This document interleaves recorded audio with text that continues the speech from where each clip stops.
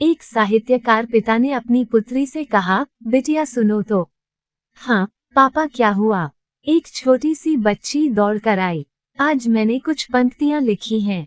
बैठो जरा मेरे पास, मैं तुम्हें सुना रहा हूँ।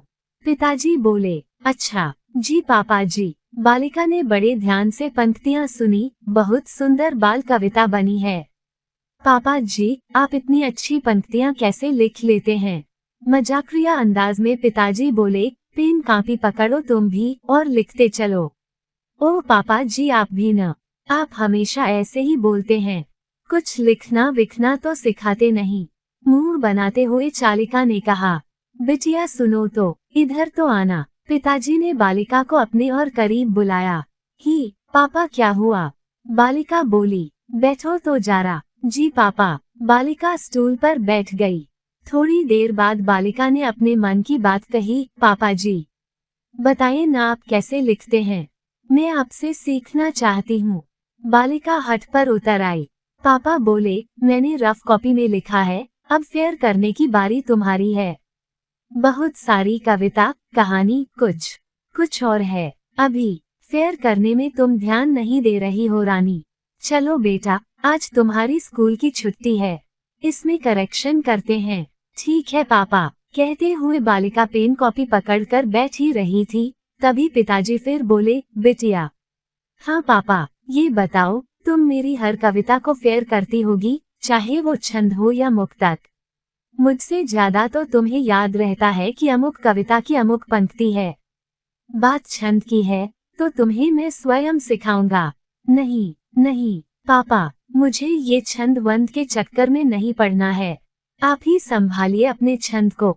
बालिका हाथ हिलाकर हंसती हुई बोली। पिताजी बोले, अरे कैसी बात करती हो, तुम्हें तो मुझसे आगे बढ़ना है। मुझे बहुत खुशी होगी। ढंग से लिखने भी तो आना चाहिए। कैसी बातें करते हैं पापा आप?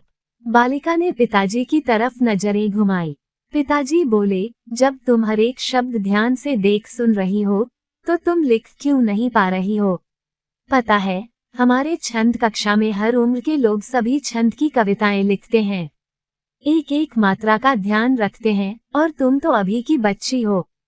तुम भी एक अच्छी सोच छंदबद्ध कविता व मुक्तक लिख सकती हो।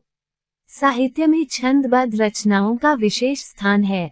साहित्यकार पिताजी की बातों का बालिका पर गहरा असर हुआ। बालिका ने ठान लिया कि वो एक कविता लिखकर पापा जी को जरूर दिखाएगी।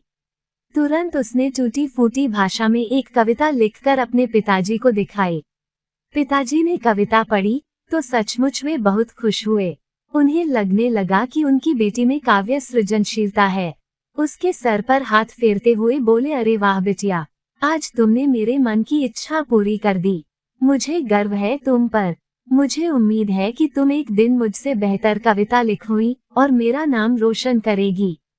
खुद बहुत नाम कमाओगी। कुछ भी न, आप भी मुझे खुश करने के लिए बोल रहे हैं आप। बालिका तिरछी मुस्कान भरती हुई बोली, नहीं, मैं ऐसे ही तारीफ नहीं कर रहा हूँ। तुमने सचमुच बहुत अच्छी कविता लिखी है।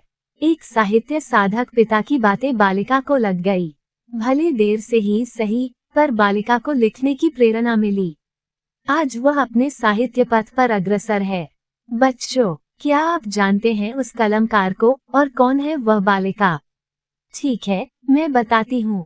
वो साहित्यकार पिता हैं छत्तीसगढ़ के एक नामी लेखक ब्रह्मलीन महेंद्र देवांगन जी, माटी, और वो बालिका प्रिया देवांगन, प्रियु, है।